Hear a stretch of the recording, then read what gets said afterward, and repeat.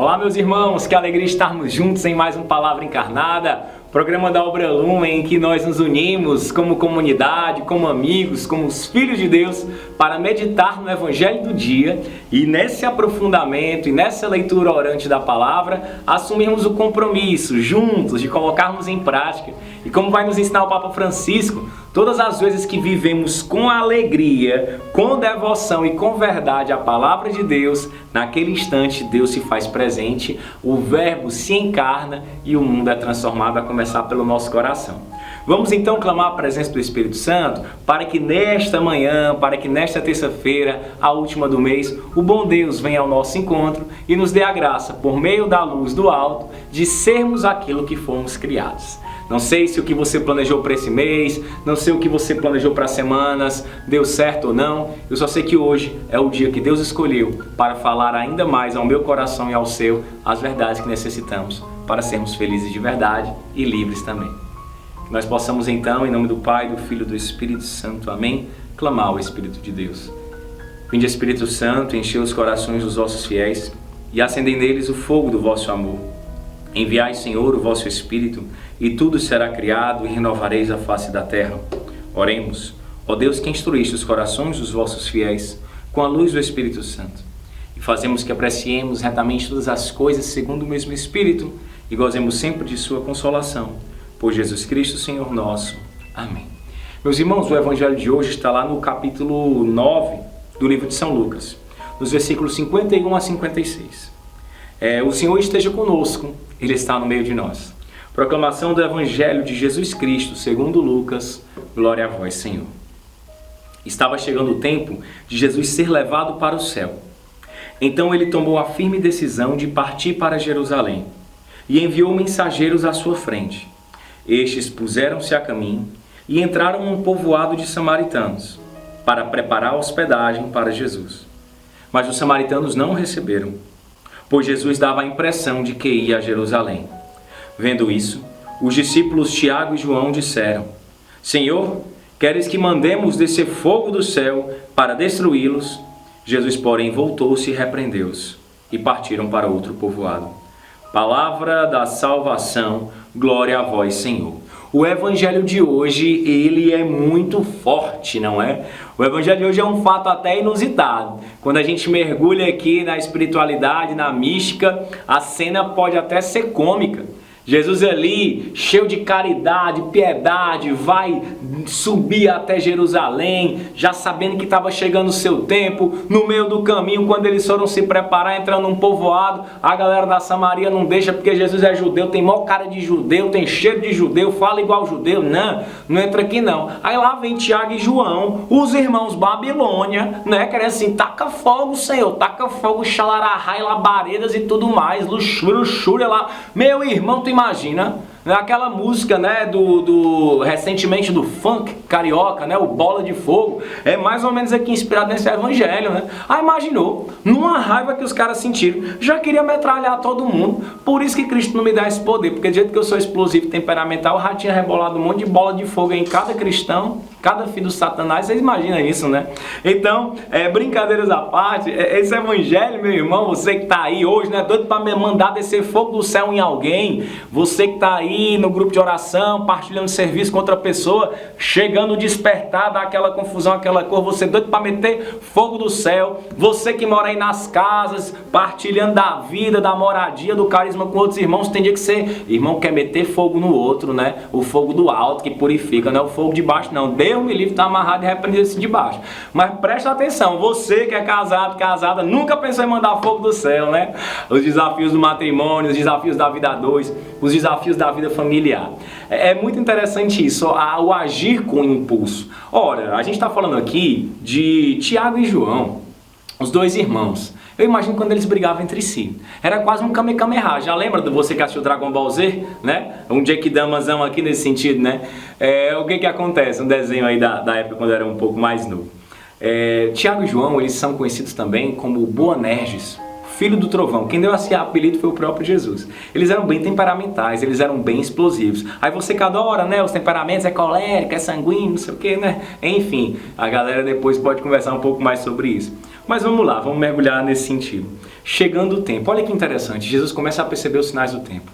Eu e você, no processo de discernimento, precisamos também compreender quando está chegando o tempo de assumirmos uma nova função, um novo serviço, assumirmos e darmos um novo passo na caminhada, ou quando um tempo também já tem chegado ao fim. Então é interessante perceber que Cristo, na profunda comunhão com o Espírito, na profunda comunhão com o Pai, ele percebe que estava chegando o tempo de ser levado aos céus. E é um processo, não é de uma hora para outra. A caminhada com Deus, meus irmãos, ela é um processo. Vamos viver dia após dia. Guarda isso no teu coração, guardemos isso com alegria. É que nós possamos perceber a chegada dos tempos. Você que está num namoro, perceba se não está chegando o tempo do noivado.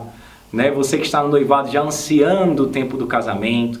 Você que está na caminhada vocacional, você que está já completando os 9 meses de recuperação, você que está aí também sofrendo as demoras do tempo da tua ressocialização, você que está nas missões espalhadas por aí, o Senhor te chamou, Ele não vai acabar a obra antes do tempo, que a gente possa corresponder com fidelidade. O que Jesus faz então? Percebendo que era hora, Ele começa a partir para Jerusalém. E nessa caminhada, eles precisam renovar as forças, descansar. E havia uma cidade. E para chegar até Jerusalém, passando da Judéia, é preciso atravessar a Samaria. Ou Cristo fez ser necessário. E é interessante que quando Cristo ele vai para Jerusalém, ele envia mensageiros à sua frente. Ora, Cristo hoje ele envia Obra Lumen como mensageira de seu amor no mundo, para que nós possamos proclamar as verdades enquanto ele chega, enquanto ele vem. Se aqui no Evangelho ele preparou isso para a sua morte, ressurreição e subida, hoje ele continua a nos enviar, mas para outra realidade. Preparar a humanidade para acolhê-lo na sua vinda gloriosa, na parousia, no final dos tempos, e no reestabelecimento do novo céu e da nova terra. O que vai acontecer então? Esses mensageiros, pobre coitado, né, vão lá na frente, anunciando, e eles entram no povoado. Eles estavam cheios de coragem.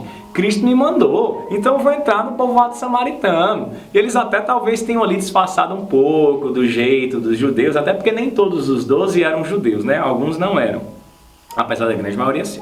E o que vai acontecer então nesse sentido? Quando esses discípulos, né, esses mensageiros vão à frente, eles entram nesse povoado, preparam a hospedagem, mas quando Jesus chega, os samaritanos não deixaram Jesus ficar. Esse bicho aí está indo para Jerusalém, né? Infelizmente hoje a gente vive no Brasil, na cidade de Fortaleza, algumas privações de locomoção, que acontece muitas vezes com os mais pobres e os mais necessitados, né?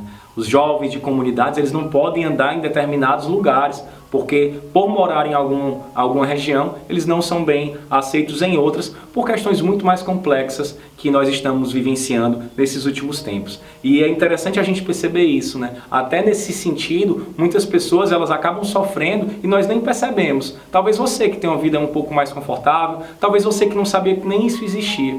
Então é interessante a gente pensar um pouquinho dessa forma e pensar que nós devemos anunciar Cristo para todos, em qualquer lugar. Se Cristo nos chamou, né, como vai dizer a música do Despertar a Parresia, alô, você que fez Despertar a Parresia, não é?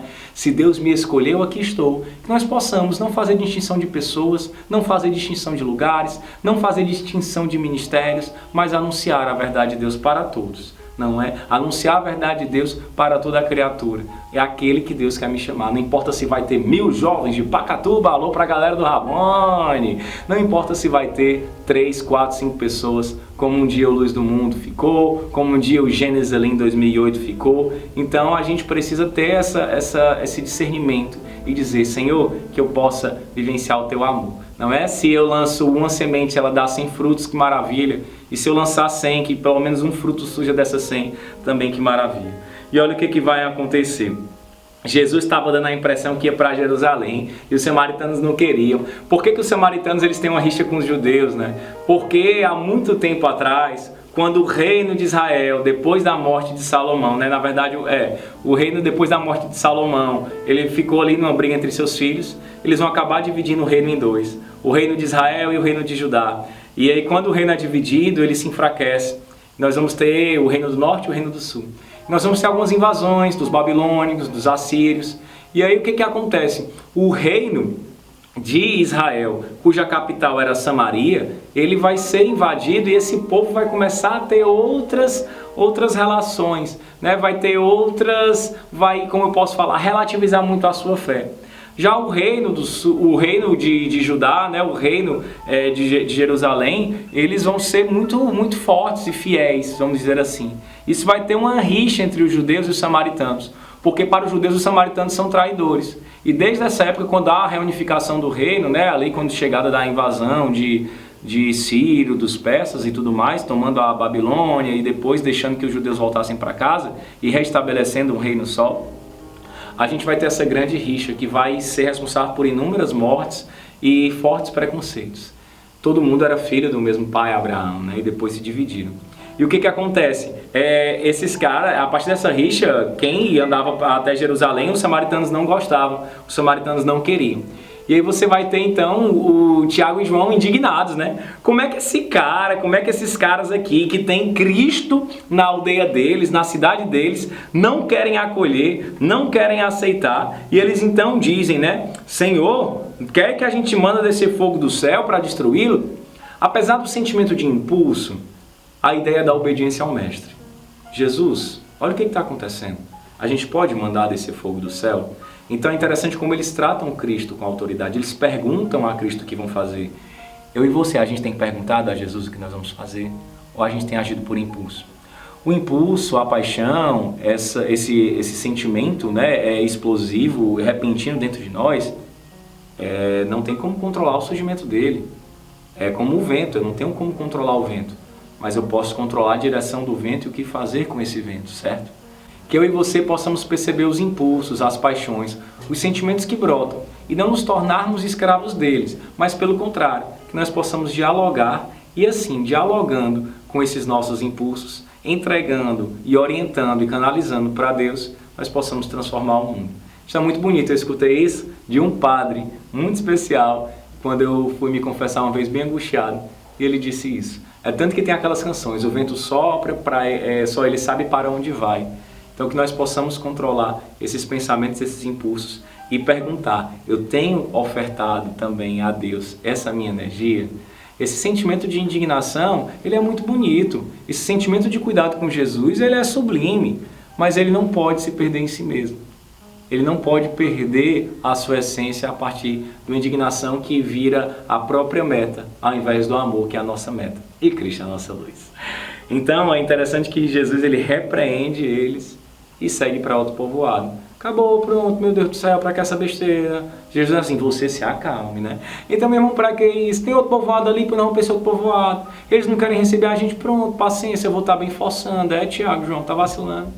Então, que eu e você possamos também não forçar a obra de Deus. Jesus vai, se a galera não quiser acolher, a gente vai para o outro povoado. Povoado é o que não falta nesse mundo, meu povo. Que a gente possa então pedir a Nossa Senhora a graça de canalizarmos as nossas paixões, de colocarmos sempre esse cuidado com a missão, com a obra, com a igreja, com Deus. Acima de tudo não, mas no coração do próprio Jesus e perguntar, o que é que a gente faz, Senhor? A gente está sentindo isso. E que a gente siga esse Cristo, que a gente anuncie Ele, que nós sejamos esses mensageiros do amor. Que Nossa Senhora nos auxilie e nos ajude nessa missão. Ave Maria, cheia de graça, o Senhor é convosco. Bendita sois vós entre as mulheres e bendito é o fruto do vosso ventre, Jesus. Santa Maria, Mãe de Deus, rogai por nós, pecadores, agora e na hora de nossa morte. Amém. Nós estamos juntos nessa caminhada, vamos com Jesus até Jerusalém, vamos passar pelos povoados e anunciar a verdade, o encontro salvífico, anunciar a luz do amor, anunciar que é mais feliz quem faz o outro feliz. O mês está terminando e nós vamos juntos então nessa campanha, abraçar ainda mais o ser feliz e bater a meta do 100%. Sejamos esses mensageiros, vamos anunciar. Se as pessoas, se os povoados não quiserem, tudo bem, teremos outros e iremos para outros. A gente não pode ficar parado, porque tem uma cruz e tem uma ressurreição nos esperando. Tamo junto. O amor é nossa meta, Cristo é nossa luz. Valeu!